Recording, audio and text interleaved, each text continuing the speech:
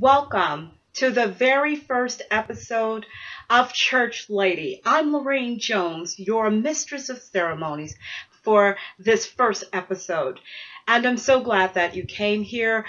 We wish we could have aired this earlier, but due to technical difficulties, and that's all I'm going to say about that because we want to get right into our topic for today. And I don't mind letting you know that um, I wish I could have done things differently in a different setting. And well, as I said, that's all I'm going to say about that. Um, we wanted to share the scripture, St. Luke 43 through the 48th verse is the scripture that we will be discussing. And I don't want to read that scripture due to the sake of time. However, I do want to just do a quick synopsis of it to let you know what the story is about. It's about the woman with the issue of blood. And I deemed her a desperate woman because of her actions. And what I hope that you will have as a takeaway from this first episode is 3 points. And the first one is in verse 44, where it says that this woman with an issue of blood came from behind. Aha. And that's where I find a lot of people in our community, in our church community, in our churches. And when we look at our religious community, that's where we are. We're behind. And when you look at our black communities, we're behind. And so one of the things that simply must happen is like this woman, this desperate woman in the Bible days, we must come from behind. Yes, from behind the church walls. We must come from behind the church community, from behind the church pulpits. And we must come behind even the church traditions in a lot of situations in order to deal with our issues. Like this woman had to come from behind to deal with her issue. And let's face it, dearly beloved, we do have issues. And we're going to deal with that on this talk show. I've been in church more than 40 years. I've seen some changes take place in the church. And I have become, after working in the community for almost as long, a desperate woman about seeing the change that we need to take place in our churches and in our communities and in our families and within the school system and within our society. Oh yes, we've got some issues and we're going to talk about it today. At least from this passage of scripture, I was able to glean 12 points. Today, I'm only going to be able to talk about 3 of them, but no worries. We will get to discuss all 12 before moving on. And I want this talk show to be relevant to today, but I'm church. I'm church. I'm church. And so we're going to go to church with these talks because like this desperate woman, our situation, our issues that we're facing in our communities and in our churches and society, we need to get to Jesus. Because like this desperate woman, we've tried to get to everybody else, and that didn't work. But I'm getting ahead of myself, so let me just tell you the story. This woman went to all the people that they said should know how to help her situation, and they did not help her situation. And then after everything was done and said, and she had lost everything that she had, all of her money was gone. Then society decided to kick her not just out of her house, but out of the community as well. They put her outside of the community. And see, that's shaming her because of what? Her issue. And we're looking at that as a society today. There are certain communities we cannot go into. There are certain, and when we look at, especially at the civil rights movement, when I look at that, I see how that whole bus boycott thing, how we were bored at the front of the bus, get off the bus, reboard at the back of the bus, and then we had to stand in the back of the bus, even if there were seats in the front of the bus. And if all of the seats were full in the front and we were sitting in the back because there were seats available in the back, we had to get up out of our seat and give it to a white person. Now that's not shame. That's shame. But not only was this woman required that the city officials shame her by putting her out of her house and putting her out of a city, but they required that she shame herself. And whenever anybody was around, she was required to cry, unclean. That's shaming herself. But we'll get to those things and we will definitely discuss them in later episodes in greater detail of how that relates even to this day and what the law is doing to our people today and how it affects us. But looking at that scripture, point number one is we must come from behind. And I can't tell you how important that is for the future of the Black church, for the future of the Black community, for the future of the Black family.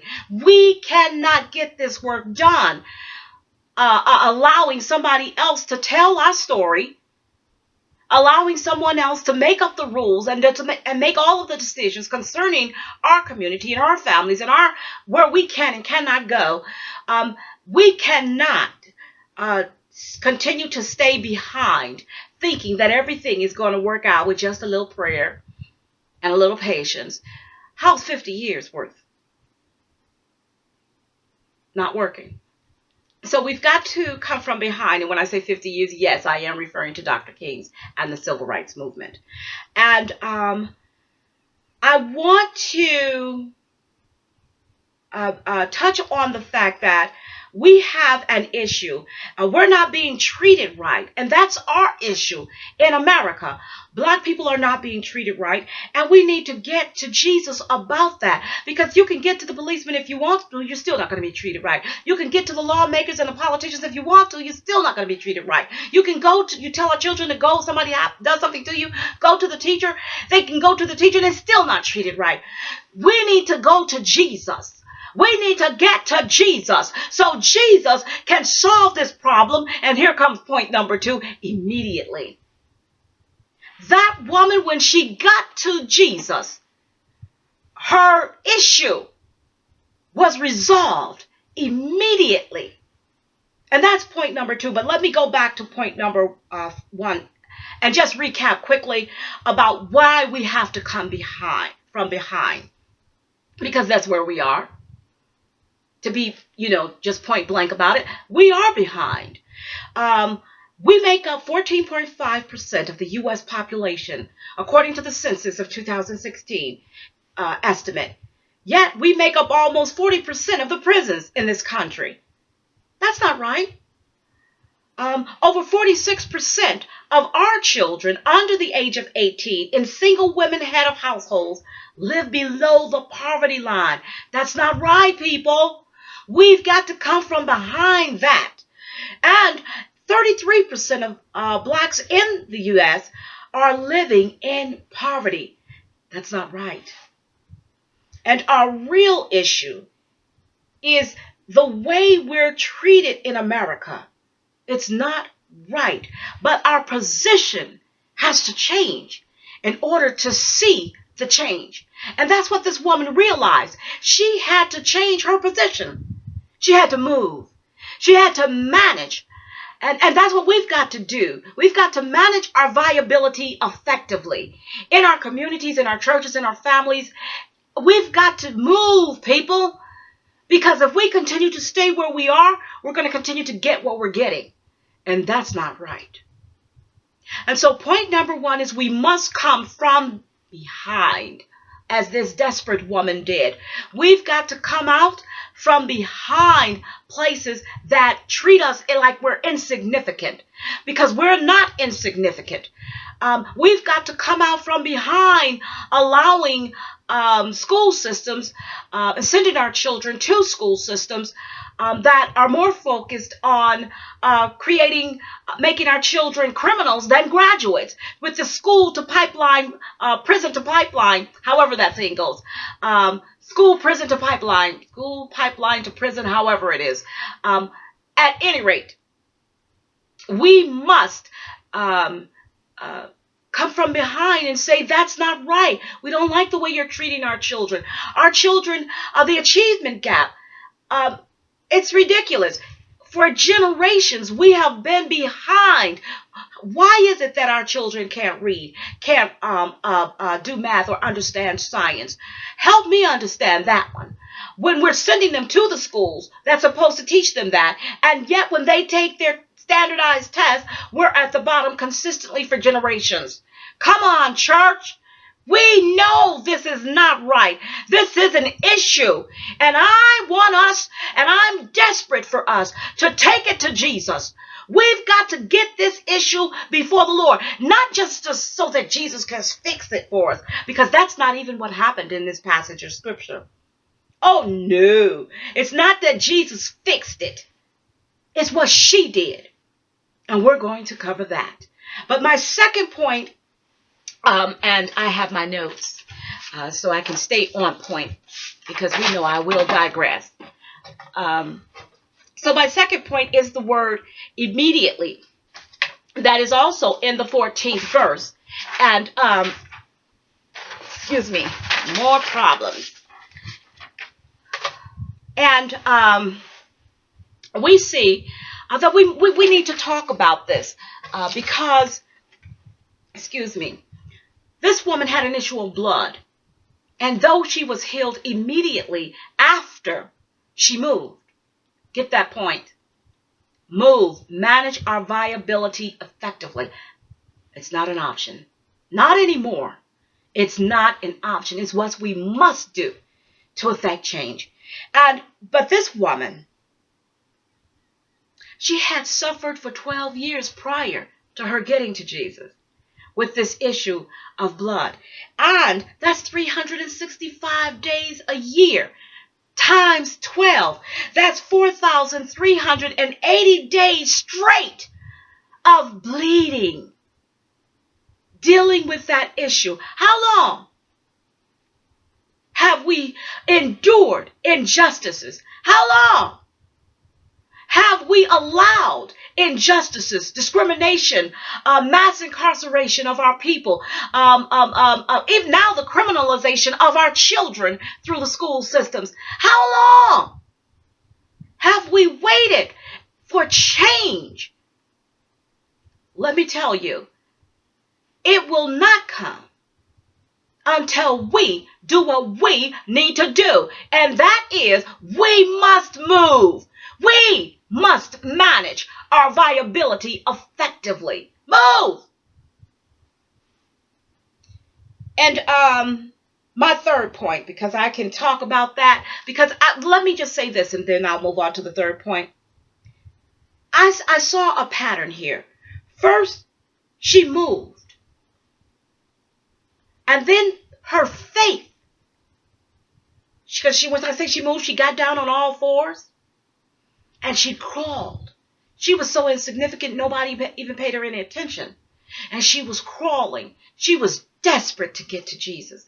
But it didn't end there, because then she said, when she said, if I can touch, this was her exercising and testifying on her faith. And we know the way the story ends is when the Lord spoke to her and he told her that it was her faith that made her whole.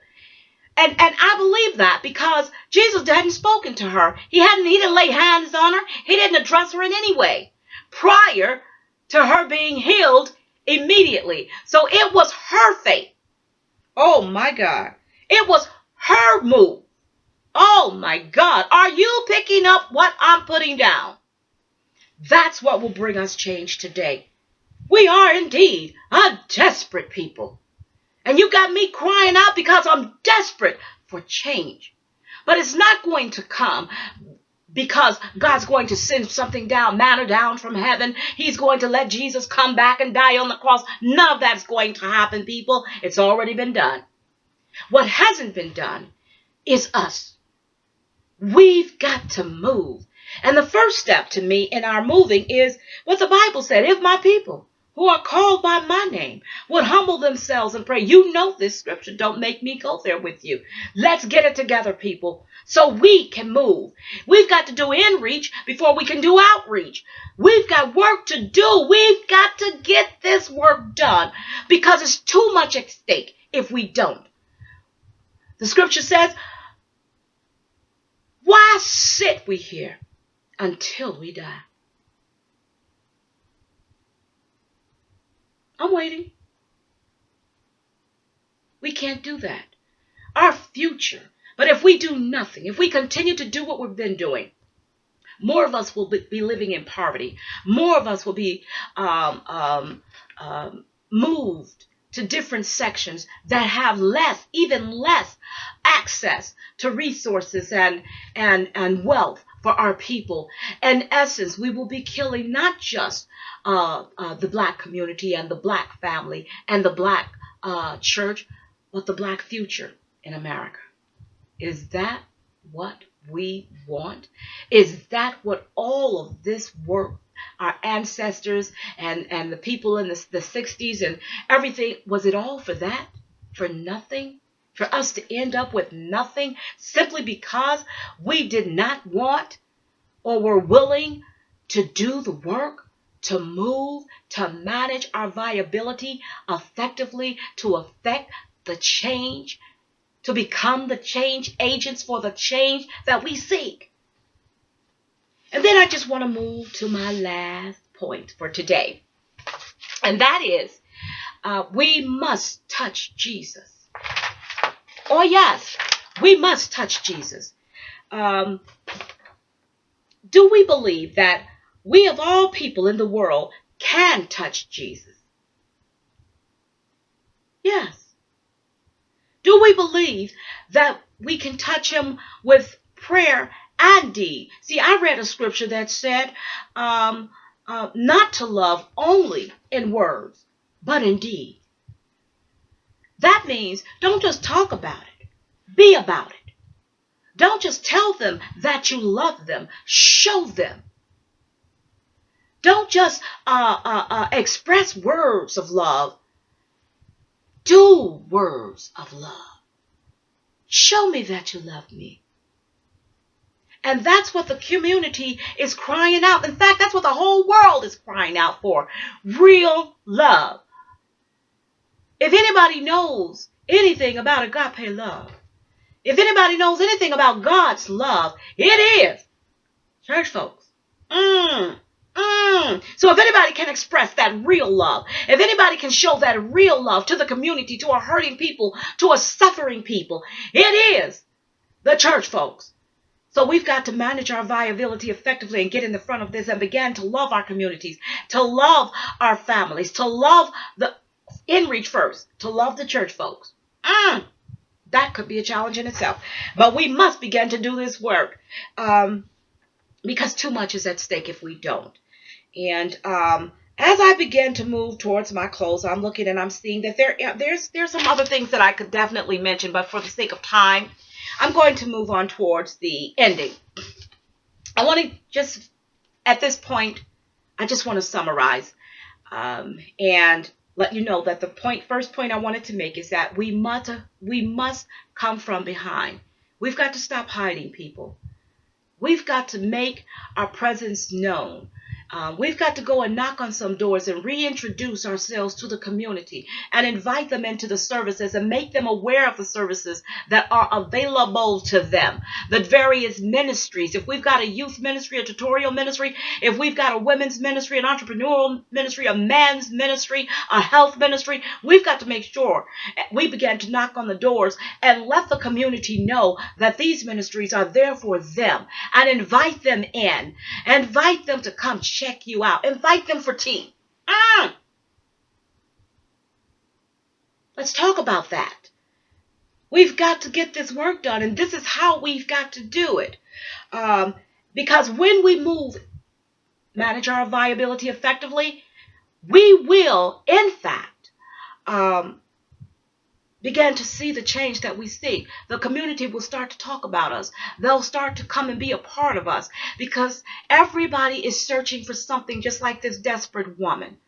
Everybody is searching for change. Nobody wants to stay in the same conditioning that is killing them, that is weakening them, that makes them feel shame of themselves, that makes them feel like they are insignificant. Nobody wants to remain in that position. And that's why we've got to move for change, for survival, for sustainability.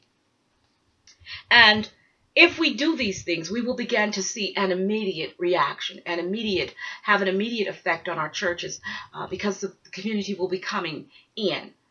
And then we'll have a greater opportunity to minister and to help strengthen and mortify, and build up the waste places. And that isn't that the work we're supposed to do? And my third point is, who touched me? Do you think that might touch Jesus if we did those things? Absolutely. Do you think he might say, wait a minute, what's going on over there in the black church? What's going on over there in the black community? Wait a minute. Change is happening. Wait a minute. Virtue is gone out of me. That's what we want to see happen in our communities, our churches, and our futures. Well, I see I'm out of time, so I've got to bring this to a close. I've enjoyed sharing this time with you, and I hope you've gotten something out of it. I'm a church lady, and you've been listening to the cries of a desperate woman for change. Thank you.